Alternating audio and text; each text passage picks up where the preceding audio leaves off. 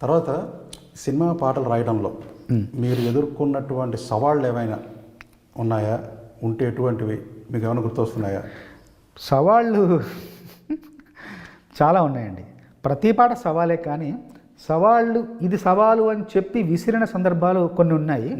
దానిని నేను చక్కగా తీసుకొని దాన్ని అధిగమించి వాళ్ళ చేతి మెప్పు పొందిన సందర్భాలు ఇంకా ఉన్నాయి. అదేంటంటే, ఒకసారి మాకు గురువుగారు రామానాయుడు గారు నాకు అవకాశం ఇచ్చారు, శివగారు నన్ను ప్రోత్సహించారు, నన్ను పరిచయం చేశారు. కానీ నేను గురువు గారు అని చెప్పుకునే వ్యక్తి మాత్రం రాఘవేంద్రరావు గారు. ఎందుకంటే రాఘవేంద్రరావు గారు రెండో సినిమా పెళ్లి సందరికి నన్ను పిలిచి, ఎక్కడో కూకట్పల్లిలో నేను ఉంటున్నాను, ఇంజనీరింగ్ చేస్తున్నప్పుడు హెచ్ఐజిలో ఉండేవాడిని. పైన ఒక నెక్కర వేసుకొని ఒక చాప మీద పడుకుని ఉన్నాను, ఒక దిండు వేసుకొని. ఒక వ్యక్తి వచ్చారు, వచ్చి 4వ ఫ్లోర్ వచ్చి పైకి వచ్చి, చంద్రబోస్ గారు ఎవరంటే, నేనే సార్ అన్న. మిమ్మల్ని బాబాయ్ రమ్మంటున్నారండి అంటే, బాబాయ్ ఎవరండి అన్న అంటే, రాఘవేంద్రరావు గారు సినిమాలు డైరెక్షన్ చేస్తుంటారు అన్న. సినిమా రాఘవేంద్రరావు గారు అని, అవునమ్మా.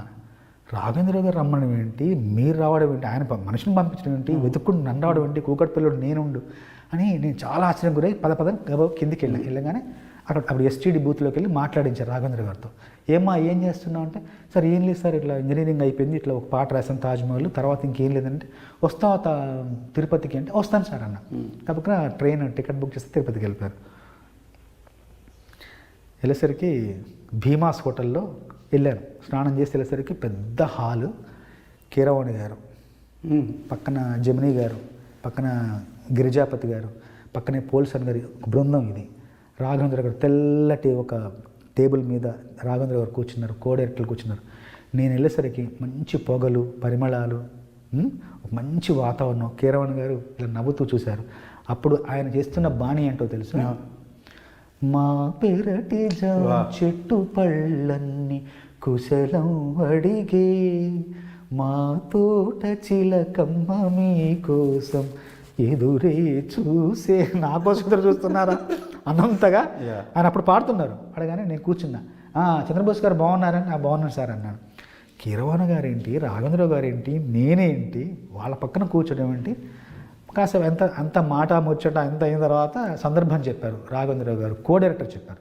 తర్వాత కొన్ని రోజులు రాసిన తర్వాత ఒకటి నచ్చింది రాఘవేంద్రరావు గారికి, కీరవాణి గారికి.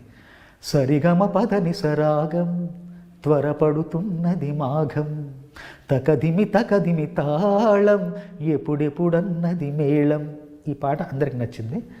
ఈ పాటతో నా ప్రయాణం రాఘవేంద్ర గారితో, కీరవాణి గారితో అలా అలా అలా అలా సాగుతూ ఇన్నాళ్ళు ప్రయాణం వాళ్ళతో చేశాను. రాఘవేంద్ర గారు మాత్రం నాలోని కవిని బాగా గుర్తించి నాకు ఎన్నో అవకాశాలు ఇచ్చారు. ఇప్పుడు సవాలు గురించి ఒకసారి పిలిచారు, నాన్న వస్తామని వెళ్ళాను. ఒక 15 పాటలు చేసామయ్యా, నువ్వు 15 పాటలు వినమన్నారు ఒక సినిమాకి. 15 పాటలు విన్నాను, ఒక గంటన్నరలో విన్నాను. దాని తర్వాత సార్ అన్నీ బాగున్నాయి సార్, బ్రహ్మాండంగా ఉన్నాయి అంటే, ఇప్పుడు నువ్వు పాట రాయాలన్నారు. చెప్పండి సార్ అన్న. రామదాసు సినిమాకి. నువ్వు పాట రాయాలి. రాస్తాను సార్ అన్న. నీకో షరతు అన్న. చెప్పండి సార్ అన్న. అన్ని పాటల్లో రామ రామ రామ అని ఉంది కదా. అవునుంది సార్ అన్న. ఇందులో కూడా రామ రామ వస్తుంది సార్, సందర్భం ఏంటి సార్ అన్న. ఏముందయ్యా, రామదాసు కాకముందు కంచర్ల గోపన్నగా ఉన్నాడు, పెళ్ళవుతుంది, మొదటి రాత్రి శోభనం, ఆ పాట నువ్వు రాయాలని. రాస్తాను సార్, గుర్తుంది కదా, రామ రామ రావాలి, శివ శోభనం రోజు పాటలో రాముడు ఎలా వస్తాడు అని చెప్పేసి, మరి అదే మరి వెళ్ళు అన్నారు. అనగానే అమ్మయ్య బాబోయ్ అని చెప్పేసి మొత్తానికి ఆలోచించి ఒక పల్లవి రాశారు. కీరవాణి గారు బాడీ సమకూర్చారు. చాలు చాలు చాలు విరహాలు చాలు చాలు, ముద్దుగా వినవలేక నా ముద్దు విన్న పాలలో వన్నె పూలు నువ్వు ఆరగిస్తే మేలు, చాలు చాలు చాలు చాలు చాలు విరహాలు చాలు చాలు. ఇది పల్లవి. దీంతో ఏ గొడవ లేదు. చరణం రాయమని రాస్తున్నా. ఈ నీ కరములు నా మేనికి వశీకరములు, నీ స్వరములు ఈ రేయికి అవసరములు, ఈ సుఖములు మునుపెరుగని బహుముఖములు, ఈ క్షణములు మన జంటకి విలక్షణములు. రామా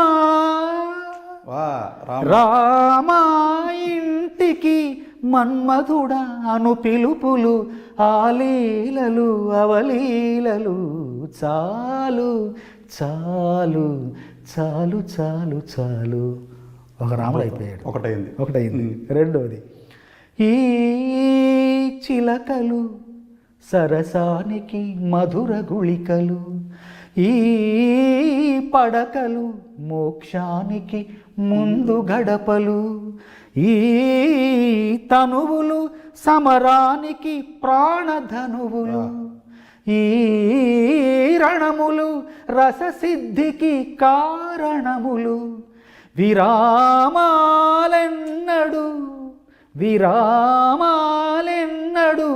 ఎరుగనివి చలీడులు, తొలిదాడులు చీపాడులు. చాలు చాలు చాలు చాలు చాలు. విరామాల్లో రామ వచ్చేసాడు. రాముడు విరాముడు ఇద్దరు వచ్చేసారు. ఆ సినిమాలో యాక్చువల్గా ఇంటర్వెల్లో కూడా విరామంకి ముందర రామం పెట్టి తర్వాత వి పెట్టారు.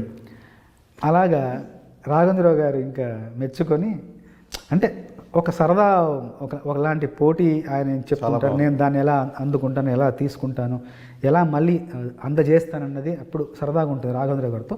ఇంకొకటి కూడా సవాలు అనగానే, ఒకసారి కృష్ణారెడ్డి గారికి చాలా సినిమాలు రాశాను నేను. మొదటి సింగిల్ కార్డు కూడా కృష్ణారెడ్డి గారికి రాశాను, పెళ్లిపీటలు. అప్పుడు పెళ్లిపీటలో మొదటి సింగిల్ కార్డు 8 పాటలు రాశాను.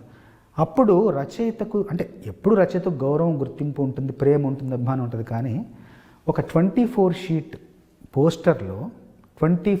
పోస్టర్లో మియాపూర్లో లక్ష్మీకళ శశికళ థియేటర్ తర్వాత పెద్ద పోస్టర్ వస్తుంది. అక్కడ పెద్ద ఒక పోస్టర్ ఉంటుంది. అక్కడ పెళ్లిపీటలు ఇటు కృష్ణారెడ్డి గారు, సంగీతం కృష్ణారెడ్డి గారు, సాహిత్యం చంద్రబోస్. పోస్టర్ మీద సంగీత దర్శకుడు రచయితకు అంత గౌరవం. అంత ముందు కూడా ఇప్పుడు లేదేమో. అంత ముందు కూడా అంటే నేను చూడలేదు ఎప్పుడు.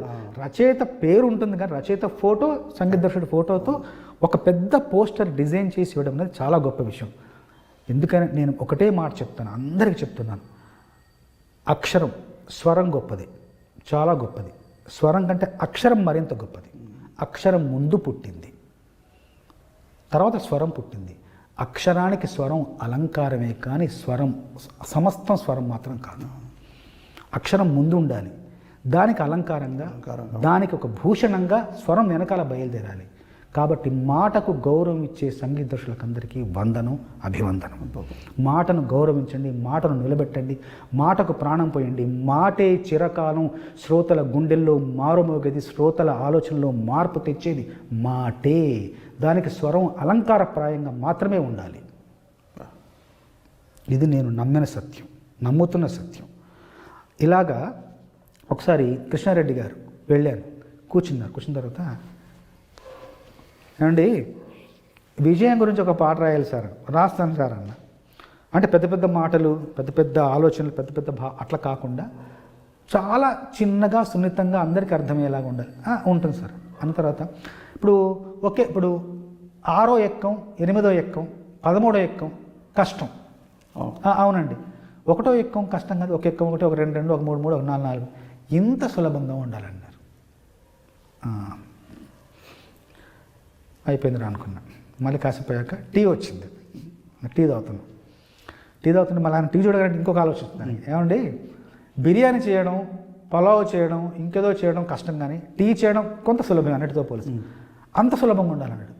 ఏంటి ఒక్కొక్క ఉన్నాడు, టీ అన్నారు. సరే చూద్దాం అని చెప్పేసి బాణికే రాశాను.